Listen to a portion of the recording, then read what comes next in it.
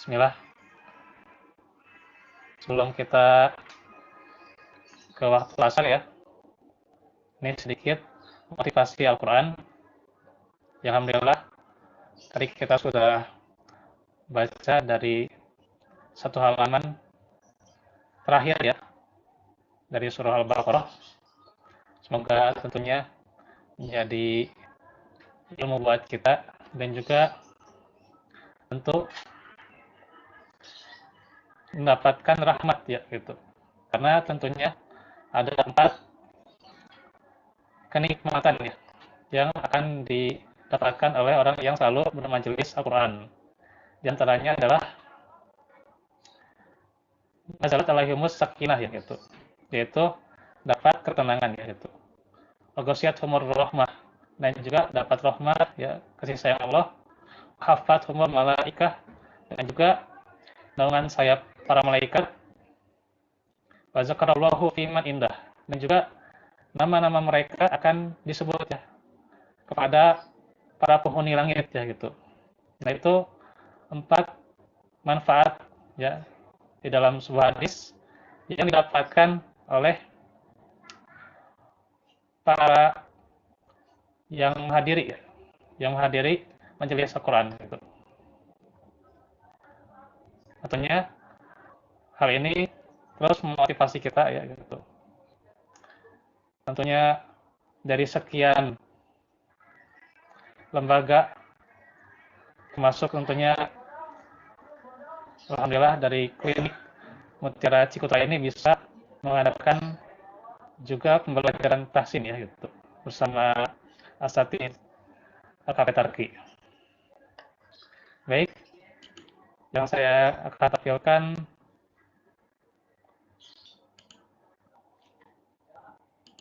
ini sebuah motivasi juga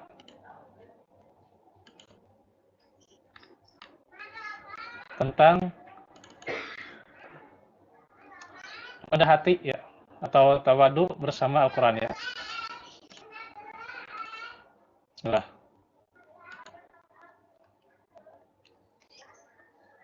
Tawadu bersama Al-Quran. Bisa sambil dilihat.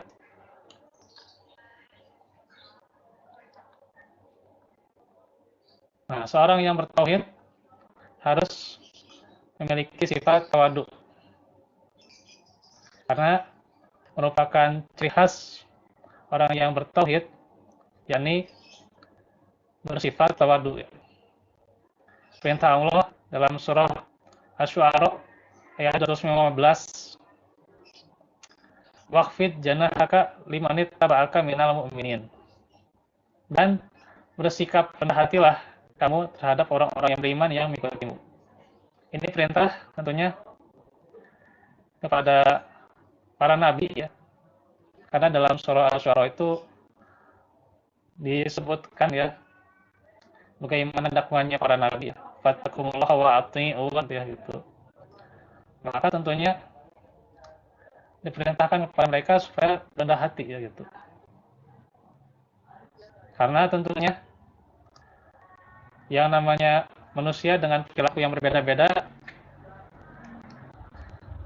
tetapi mereka minimal sudah mengikuti seruan para rasul, itu adalah sangat mulia ya gitu. Sangat mulia kebaikan mereka dengan mengikuti seruan para rasul. Dan berbeda setiap latar belakang orang itu ya. Sehingga tentunya akan menjadi hikmah ketika kita berendah hati kepada orang-orang yang mengikuti kita gitu. Maka seorang dai itu haruslah rendah hati ya gitu.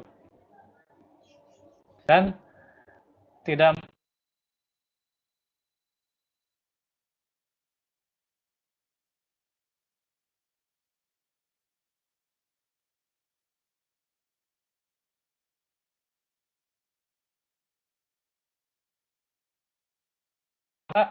akan mengangkat derajat seorang mukmin. Dalam sebuah hadis dari Imam Ibnu Mandah dan juga Imam Abu Nuaim, Rasulullah Shallallahu alaihi wasallam bersabda, man tawadoa lillah rafa'ahullah wa man takabbara wada'ahullah. Barang siapa yang tawadu ya, tawadoa, yang rendah hati lillah karena Allah, maka Allah akan mengangkat derajatnya di dunia dan di akhirat. Dan siapa yang sombong, maka Allah akan merendahkannya. Jadi orang yang rendah hati senantiasa akan diangkat derajatnya oleh Allah ya. Walaupun dia miskin, walaupun tentunya dia masih lemah ilmunya, masih kurang ilmunya, tetapi karena kerendahan hatian ya, tentunya akan diangkat derajatnya di dunia ya. Tentunya apalagi ketika kita dimudahkan dalam hal mencari ma'isyah ya, penghidupan. Dengan mencari penghidupan itu kita bisa belajar Al-Quran dan juga kita bisa bersedekah. Itu tentu akan lebih besar lagi faedahnya, lebih besar derajatnya di dunia, apalagi di akhirat tentunya itu akan menjadi berkatnya hisab kita ya, karena amal kebaikan kita. Kemudian Allah mengangkat derajat para ahlul Quran. Sebagaimana dalam hadis, innallaha yarfa'u bihadzal kitab aqwaman wa yada'u bihi akharin. Sesungguhnya Allah Ta'ala akan mengangkat derajat sebagian kaum karena Al-Quran. Aqwaman yang mereka kaum itu senantiasa belajar Al-Quran. Wa yada'u bihi akharin ya. Dan akan merendahkan dengannya sebagian kaum yang lain. Jadi orang yang senantiasa belajar Al-Quran walaupun terbata-bata ya, maka akan diangkat derajatnya ya. Bahkan disebutkan dua pahala ya, dua pahala bagi yang terbata-bata ya. Yang mahir apalagi ya, pahalanya lebih besar. Maka tentunya ini sebab motivasi kita dalam latar belakang kita, apapun profesi kita, maka Al-Quran yang utama ya gitu. Disebutkan oleh para ulama bahwa sebagian ilmu yang wajib dipelajari, yaitu yang awal-awal diantaranya adalah Al-Quran ya.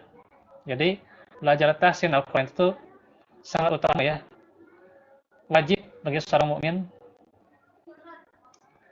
untuk belajar, karena tentunya Al-Quran itu adalah pedoman ya gitu, pegangannya gitu.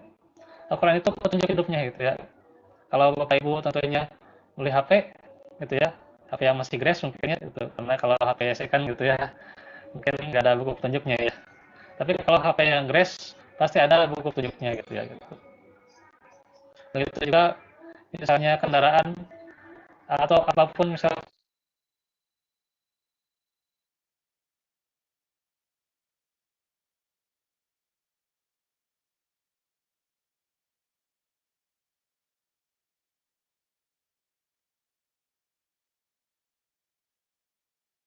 ya dalam surat Toha ya gitu. Sehingga kalau kita misalnya dalam perjalanan mengikuti petunjuk itu, maka kita akan sampai ke arah tujuan ya gitu. Arah tujuan kita itu apa? Yaitu surga ya gitu. Pasti Bapak Ibu cita-cita terbesarnya adalah surga gitu ya gitu. Maka tentunya harus ada wasilah untuk masuk surga itu. Di antaranya ada wasilah syafaat Al-Quran ya. Yaitu syafaat Al-Quran bagi mereka yang senantiasa membacanya ya gitu. Tentunya tidak hanya membaca tapi memahaminya, juga mengamalkannya serta mengajarkan sesuai yang kita mampu ya gitu. Mengajarkan walaupun hanya mengajarkan ikro ya, maka itulah pengajaran kita ya gitu. Atau mengajarkan hanya mengajak pada pengajian ya, mengajak pada majelis ini juga ya, majelis Zoom ini merupakan pengajaran kita ya gitu. Nah itu yang akan ditinggikan derajatnya dan akan merendahkan sebagian kaum yang lainnya yang tidak mau belajar ya gitu. Karena kemalasan misalnya. Padahal kemalasan itu bukan sifat seorang mukmin ya.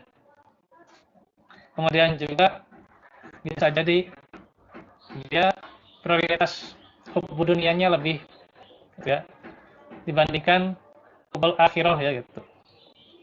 Nah, inilah tentunya yang terpenting bagaimana kita cari dunia untuk akhirat kita ya gitu. Ketika dunia kita digunakan untuk akhirat ya disedekahkan ya, digunakan untuk belajar Al-Qur'an, maka tentu akan menjadi amalan yang berat ya di akhirat nanti. Kemudian apa hubungannya? Yaitu fadilah bagi ahlul Quran dan sifat rendah hati ya, atau tawadu. Yang pertama, Allah akan mengangkat derajat para ahlul Quran sebagaimana ia mengangkat derajat hambanya yang rendah hati. Maka rendah hati itu ciri khas seorang ahlul Quran, sifat khas seorang ahlul Quran ya. Ketika ahlul Quran itu tentunya punya sifat rendah hati, itulah ahlul Quran yang sebenarnya gitu ya gitu. Tidaklah sombong dengan hafalan atau bisanya dia membaca ya gitu. Karena yang terpenting itu interaksi kita ya gitu. Seberapa banyaklah kita untuk membaca Al-Quran gitu ya, membaca Al-Quran, mendalaminya, dan juga mengamalkannya, mengajarkannya gitu ya. Gitu. Nah itu yang akan diangkat derajatnya oleh Allah. Yang kedua, karena orang rendah hati juga senantiasa bisa menerima nasihat dengan terbuka dan juga menghargai pendapat orang lain ya gitu. Nah itu sifat ahlul Quran ya gitu. Sehingga padam api syahwat ya gitu. Bisa menerima nasihat ya. Nasihat walaupun dari anak kecil ya. Tapi kalau nasihat itu benar, maka tentunya kita harus menerimanya gitu. Dan juga pendapat dari orang lain ya. Perbedaan pendapat ya. Berbeda pendapat tentunya bukanlah sebuah perpecahan ya, tapi menambah wawasan kita ya gitu. Justru menambah wawasan kita dengan berbeda pendapat ya gitu. Berbeda pendapat dengan misalnya salah satu ormas atau jamaah dengan fikihnya itu misalnya itu justru merupakan sifat yang baik ya gitu. Ketika kita menghargai pendapat itu, karena itu adalah menambah wawasan kita ya gitu. Dan memadamkan api syahwat ya gitu. Syahwat yang tentunya diantaranya para pemuda Al-Quran ya. Pada saat ini misalnya yang hijrah ya, mereka meninggalkan yang namanya pacaran atau meninggalkan yang namanya riba ya. Syahwat bisa syahwat karena jabatan, harta ya gitu. Mereka tinggalkan yang namanya riba. Dan juga mereka tinggalkan yang namanya pacaran itu ya gitu. Karena mereka punya cahaya Al-Qur'annya gitu. Karena itu dengan membaca Al-Qur'an keruh hati itu mengendap ya gitu. Dan cahaya Al-Qur'an bisa masuk ya ke seluruh tubuh kita. Maka ketika kita hatinya luluh, maka tubuh akan pasrah ya gitu. Dan juga mukmin yang tawadu akan dilapangkan dadanya, menerima Islam dan mendapat cahaya dari sisinya. Karena pangkal akhlak terpuji itu adalah ketundukan dan hasrat budi pekerti yang luhur. Sedangkan pangkal akhlak tercela adalah kesombongan dan kehinaan ya gitu. Dengan sifat rendah hati, dia bisa menghormati gurunya, dia bisa menyayangi yang muda, dia juga bisa menghormati orang tua ya. Itu dengan sifat rendah hati yaitu. Dan juga dengan rendah hati bisa menjaga perkataan ya. Berhati-hati ketika berbicara ya gitu. Agar tentunya berbicara jangan sampai tersinggung atau pembicara yang tidak berkenan di hati orang lainnya gitu. Itu orang yang rendah hati. Dan juga di antara para ahlul Quran gitu ya. Ini yang keempat, ada mereka yang dimudahkan hafalan Qurannya. Di antara mereka itu ada yang mudah hafalan Qurannya gitu. Maka sifat rendah hati itu adalah sebagai sayap lah gitu. Sayap yang pertama senantiasa tadarus ya. Sayap yang kedua yaitu adalah rendah hati ya. Sehingga tidak sombong dengan hafalannya ya. Dan terus berhasrat untuk mencari ilmu ya, menuntut ilmu. Maka di sini perhatikan tentunya kita sebagai penggemar Quran ya, menghormati guru kita juga itu sangat penting ya. Mungkin guru kita terkadang misalnya ada yang masih pemula gitu ya, pemula mengajarkan atau pemula belajar gitu ya gitu. Atau misalnya guru kita mungkin yang di masjid terkadang masih ada kekurangan ya, mungkin dari segi akhlak, dari segi adab. Tetap kita hormati ya gitu. Maka kita nasihati sesuai pada tempatnya gitu. Tapi kita juga utamakan hormat kepada mereka. Itu yang utama. Nah, itulah sifat para ahlul Quran ya gitu. Para ahlul Quran itu tidak berani menasihati orang di depan umumnya gitu. Karena pasti itu akan menyebabkan yang namanya hati itu akan merasa sakit ya gitu. Tapi dia menasihati secara rahasia gitu ya. Itu kebiasaan ahlul Quran ya gitu. Dan juga dengan adab mereka menasihati ya gitu. Nah, itulah sifat rendah hati ya gitu. Dan juga mereka yang dimudahkan hafal Al-Quran dengan sifat rendah hati, itulah yang selamat ya gitu. Nah, itu sifat para ahlul Quran ya. Karena ada juga yang dia dimudahkan hafalan Quran ya. Dia seorang mujahid, dia seorang muazin. Ini di zaman Rasulullah terjadi salah seorang sahabat ya gitu. Tapi karena dia mencintai seorang wanita Yahudi ya, awalnya dia tidak mau ya masuk ke agama Yahudi. Tapi karena rasa cinta ya, hasrat dia, nafsu dia, akhirnya dia masuk juga Yahudi. Dan dia meninggal dalam keadaan Yahudi ya gitu, dalam keadaan kafir. Nauzubillah. Maka dia itu tentunya mendapatkan azab nantinya. Dan ternyata sebegitu dia pas tadinya masuk ke Yahudi itu ya gitu. Ya sebelum meninggalnya masuk ke Yahudi dia dan meninggal di Yahudi itu ya. Dia itu hafalan Qur'annya semuanya menghilang ya, kecuali dua ayat di surat Al-Hijr itu ya. Rubbama yawaddul ladzina kafaru law kanu muslimin.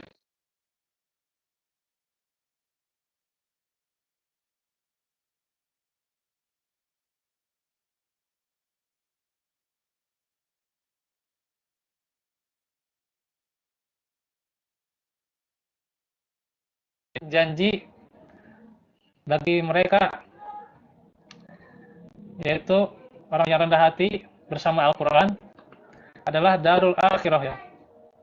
Kalau kita ingin bahagia di akhirat nanti ya, bukan hanya di dunia ya, bahagia dunia, tapi bahagia akhirat ya gitu.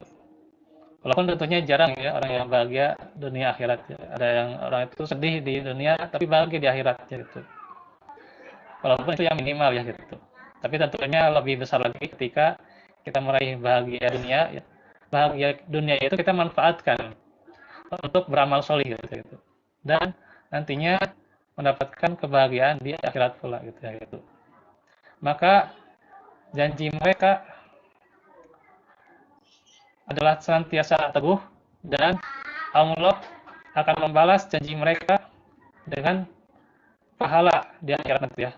Tilka darul akhiratu naj'aluha lil ladina la yuriduna uluwan fil ardi wala fasada wa akibatul lil muttaqin. Negeri akhirat itu kami jadikan bagi orang-orang yang tidak menyombongkan diri dan tidak berbuat kerusakan di muka bumi. Dan kesudahan yang baik itu bagi orang yang bertakwa. Itulah bagaimana nikmat yang akan kita dapatkan bagi seorang mukmin yang merupakan pengemban Al-Quran yang rendah hati. Tentunya sifat rendah hati ini merupakan sifat yang mulia bagi seorang mukmin gitu. Dan sifat keselamatan bagi seorang mukmin. Maka tentunya kita sebagai Al-Quran yang senantiasa berinteraksi dengan Al-Quran ya, walaupun masih bertahap ya, tahap awal atau masih belajar atau masih terbata-bata gitu ya. Tentunya ketika kita rendah hati ya, itu akan menambah derajat kita ya, dunia dan akhirat. Dan juga bagi yang dimudahkan bacaan Al-Qur'annya, tentunya lebih besar lagi ya derajatnya dunia dan akhirat. Nah, itu saja yang bisa disampaikan pada kesempatan hari ini. Semoga bermanfaat dan juga kurang lebihnya mohon maaf. Dan juga kita tutup saja dengan berdoa. Rabbana atina fid dunya hasanah wa fil akhirati hasanah wa qina azabannar. Rabbana hab lana min azwajina wa dzurriyyatina qurrata a'yun waj'alna lil muttaqina imama. Semoga kita dimudahkan dari apa yang telah Allah takdirkan untuk kita dan juga senantiasa diluruskan dalam Islam dan juga senantiasa istiqomah dan pula lancar segala urusannya. Terus Allah berikan kesehatan dan juga kemudahan dalam beramal soleh sehingga bahagia dunia dan akhirat. Aku lakukan hada wa astagfirullah li wa lakum. Walhamdulillahirabbil alamin. Wa jazakumullahu khairan. Wassalamualaikum warahmatullahi wabarakatuh.